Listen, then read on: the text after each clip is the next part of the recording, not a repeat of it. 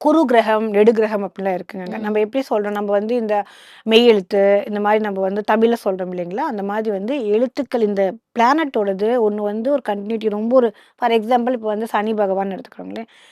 சனி பகவான் வந்துட்டு சுற்றி வரதுக்கு ரொம்ப ஸ்லோவஸ்ட் பிளானட்ன்னு சொல்லுவாங்க. அந்த எண்ல பிறக்கக்கூடிய ஆட்கள் ரைட்டுங்களா? அவங்க வந்து அதுக்கான ஒரு தன்மைகள் இருக்கு. இப்போ வந்து சனியோட கேட்டகரில இருந்து அவங்க ஷார்ட்டா இருப்பாங்க. ரைட்டுங்களா? அவங்க கருப்பா இருப்பாங்க. முடி ரொம்ப திக்கா இருக்கும். இந்த மாரியெல்லாம் இருக்குங்க. அந்த மாதிரி இந்த குரு கிரகத்துக்கு சிக்னேச்சர் சின்னதா போடுறதும், நெடுகரத்துக்கு பெருசா போடுறதும், ஒண்ணு வந்து பார்த்தீங்கன்னா, ஸ்ட்ரெய்ட்டா நம்ம வெர்டிகல்ல போடுறது, ஹரிசாண்டல்ல போடுறது, ஒண்ணு ஸ்லாண்டிங்ல போடுறது. இந்த மாரி இது வந்து பிளானட்டின் அடிப்படையில் நம்ம வந்து சிக்னேச்சர் அது பேர் வந்து சிக்னேச்சர் அஸ்ட்ராலஜின்னே சொல்லுவோம். ஓகே. அதுக்கும் நம்ம அந்த மாதிரியான விஷயங்கள் பண்றோம். ம். எத்தன பேர் இத பண்றாங்கன்னு தெரியல. பட் என்னன்னா, பீப்பிள் ரொம்ப கம்மிங்கங்க. சிக்னேச்சர பார்க்குறதெல்லாம். ஏன்னா, ஒரு பேசிக்கா உங்களுக்கு வந்து டோட்டல் ஒரு அஸ்ட்ராலஜி அப்படின்னு நீங்க எடுத்துக்கிட்டாலே, இது எல்லாமே உள்ள வந்துருங்க. எல்லாமே கவர் ஆயி வந்துரும் உங்களுக்கு.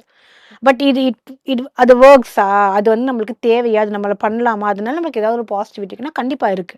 இது எல்லாமே ஒரு ஆடட் வெர்ஷன் அவ்வளோதான். நான் எல்லாம் பண்ணியாச்சு, எனக்கு எல்லாம் இருக்கு. இந்த சின்ன விஷயம் வந்து என் மனசுக்குள்ள உறுத்தலா இருக்கு. அத நான் மாத்திக்கலாம் அப்படின்னா, தாராளமா இந்த வகையில மாத்திக்கலாங்க.